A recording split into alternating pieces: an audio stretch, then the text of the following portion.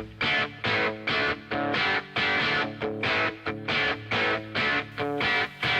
my name's Matt, and welcome to another episode of Dude in a Basement, where a dude in a basement talks about comic books and all other shenanigans.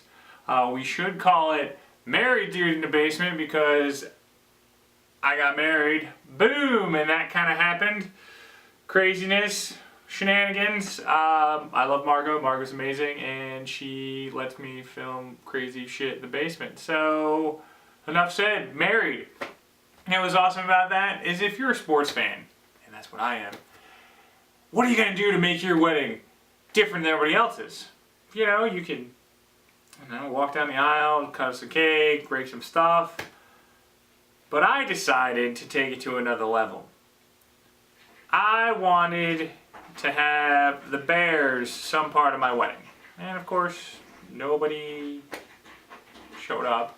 But I went to Ditka's the Thursday before my wedding and went to the Carmen, Yurko, and Harry show that was broadcasting from Ditka's downtown, and I had the coach, Mike Ditka, bless my wedding. I am.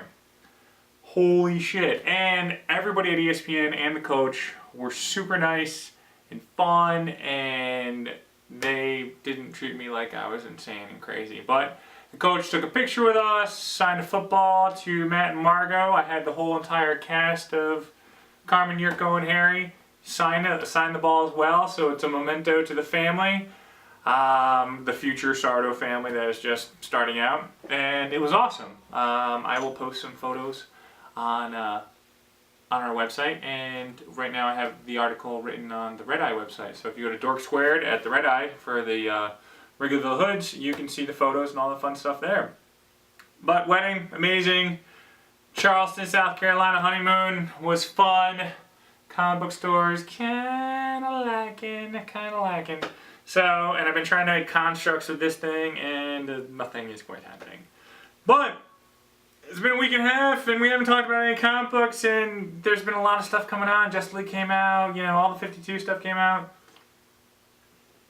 This episode is sponsored by Scotch today, and because our case of Doers was empty, and that's just a prop.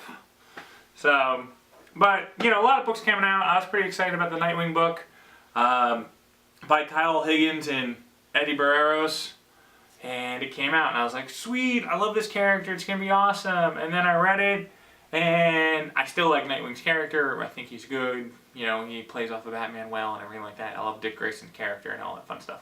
But this book is so unoriginal. He's dealing with his circus issues. It's in Gotham City. The bad guy he's fighting, it reminds me of a 90s book. He's got Wolverine claws at the end. And there's just this, I feel like we've seen several characters that look like that came out of the 90s that didn't last. I was really hoping for more. You can do more with the book since it's a reboot. I was even going to be like, oh, why did you change the costume? But change happens, you gotta accept that. But this wasn't change. This was just repeating the stuff that we've had before. He has issues with the circus because his parents died 20 million years ago. Get over it, move on, get on a new story, and go from there. So the first issue didn't impress me, but since it's one of my favorite characters, I'm going to read issue 2 and issue 3 and issue 4, and hopefully there will eventually be a good story in there. But I'll come in with issue 2 with a clear mind and hope that, things are changing. They listen to the video and, even though the book's already drawn and already almost published. So, but, we'll go on to the next book. I heard a lot of the Twitter world was yipping and yammering positive things about Wonder Woman #1 by Brian Azzarello, a local Chicago writer, and Cliff Chiang, who has shared some scotch with me in the past. So, what did I think about this book? This book is super fast-paced. You just jump into it, shit hits the fan, and it just keeps going. And the artwork, Cliff Chiang's artwork, is pretty awesome. Has that, I don't want to dumb it down to this level, but if you saw the Disney Hercules, that's the type of artwork that Cliff Chiang has brought to the table, and that kind of works because Hercules, Zeus, all those gods kind of fall into the mythos of Wonder Woman.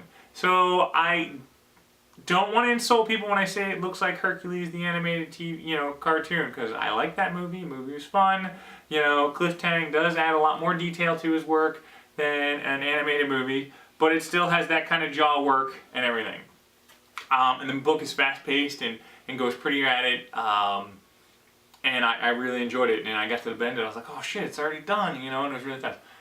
Only gripe I have about this book is there's like a gratuitous, like, Wonder Woman gets out of bed and she's like, I'm gonna go put on my Wonder Woman outfit, and like drops her clothes and does this in front of another half-naked girl who just pops in her bedroom. I don't understand why this is it. I mean, I like half-naked women, I like naked women, I like women. But you wouldn't see Superman walk over to the corner and be like, I gotta put the Superman suit on, boop boop, here's my butt cheeks, chink chink chink chink. And a dude, in his skivvies is like, oh, that's perfectly normal. I'm sure, Superman's penis isn't looking at me, So it's tit for tat, I mean, if it's something you would never do for Superman, because you kind of have respect for the character, but it's Wonder Woman, she's a girl and we don't have to respect her as much. Come on, give Wonder Woman her due. She's a badass. She would kick all our asses. Give her some respect, and be like, listen, bitch, I'm gonna get dressed, so if you can turn around or get out of the room, or, or at least tell Wonder Woman, they were just, it felt awkward, and it was just in there, and I'm sure, believe me, these are written for boys and men who like women and women that we're never, ever, ever gonna sleep with. So I get it, but I just wish that Wonder Woman was treated with a little bit more dignity and respect, just like you would treat Superman. Treat him exactly the same. So, moving on, getting off the soapbox. I can't believe I'm complaining about naked women. It's just horrible. Married life, that's what happens. Start respecting women. My new favorite book that has kind of gone up my stack of piles of books that I want to read like right away when it comes out is Daredevil.